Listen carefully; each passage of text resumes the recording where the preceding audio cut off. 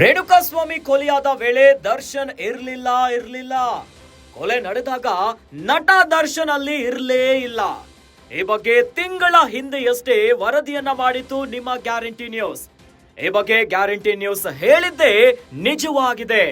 ರೇಣುಕಾಸ್ವಾಮಿಗೆ ದರ್ಶನ್ ಹೊಡೆದಿದ್ದೆ ಎರಡೇಟು. ಕೋಪಕ್ಕೆ ಎರಡೇಟನ್ನ ಹೊಡೆದು ಸಂಜೆ 6 ಗಂಟೆಗೆ ಮನೆಗೆ ವಾಪಸ್ ಹೋಗಿದ್ರು. ಸಂಜೆ 7:30ಕ್ಕೆ ರೇಣುಕಾಸ್ವಾಮಿ ಸತ್ತೋದ ಅಂತ ದರ್ಶನ್ಗೆ ಫೋನ್ ಕಾಲ್ ಬರುತ್ತೆ. ಏನೋ ಸಾವಿನ ಸುದ್ದಿ ಕೇಳಿ ನನಗೂ ಆಘಾತ ಆಯ್ತು ಅಂತ ಸ್ವತಃ ದರ್ಶನ್ ಹೇಳ್ತಾರೆ. ನಮಗೆ ಸಾಯಿಸುವಂತ ಉದ್ದೇಶನೇ ಇರಲಿಲ್ಲ ಅಂತ ದರ್ಶನ್ ಹೇಳಿದ್ದಾರೆ. ಬೆದರಿಸಿ ಕಳಿಸಿ ಅಂತ ಹೇಳಿ ಹೋಗಿದ್ದೆ ಅಂತ ದರ್ಶನ್ ಹೇಳಿದ್ದಾರೆ. ಪೊಲೀಸರಿಗೆ ಸ್ವ ಇಚ್ಛಾ ಹೇಳಿಕೆಯನ್ನ ನೀಡಿದ್ದಾರೆ ನಟ ದರ್ಶನ್.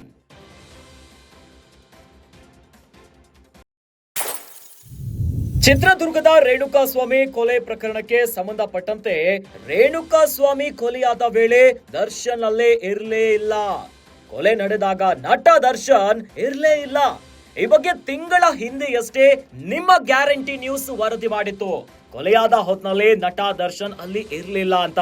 ಗ್ಯಾರಂಟಿ ನ್ಯೂಸ್ ಹೇಳಿದ್ದೆ ಈಗ ನಿಜವಾಗಿದೆ. ರೇಣುಕಾಸ್ವಾಮಿಗೆ ದರ್ಶನ್ ಹೊಡೆದಿದ್ದು ಎರಡೇ ಏಟು.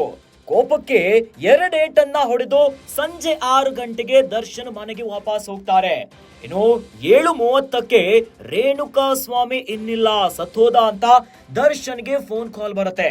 ಯಾವಾಗ ರೇಣುಕಾಸ್ವಾಮಿಯ ಸಾವಿನ ಸುದ್ದಿ ಕೇಳಿ ದರ್ಶನ್ಗೂ ಕೂಡ ಆಘಾತ ಆಯ್ತು ಅಂತ ದರ್ಶನ್ ಹೇಳ್ತಾರೆ. ನಮಗೆ ಸಾಯಿಸುವಂತ ಉದ್ದೇಶವೇ ಇರಲಿಲ್ಲ ಅಂತ ಸ್ವತಃ ನಟ ದರ್ಶನ್ ಹೇಳಿದ್ದಾರೆ. ಬೆದರಿಸಿ ಕಳಿಸಿ, ರೇಣುಕಾಸ್ವಾಮಿಯನ್ನ ಬೆದರಿಸಿ ಕಳಿಸಿ ಅಂತ ದರ್ಶನ್ ಹೇಳಿದಾರಂತೆ. ಈ ಕುರಿತಂತೆ ಪೊಲೀಸರಿಗೆ ಇವೆಲ್ಲ ಮಾಹಿತಿಯನ್ನ ಸ್ವ ಇಚ್ಛಾ ಹೇಳಿಕೆಯನ್ನ ಕೊಟ್ಟಿದ್ದಾರೆ ನಟ ದರ್ಶನ್.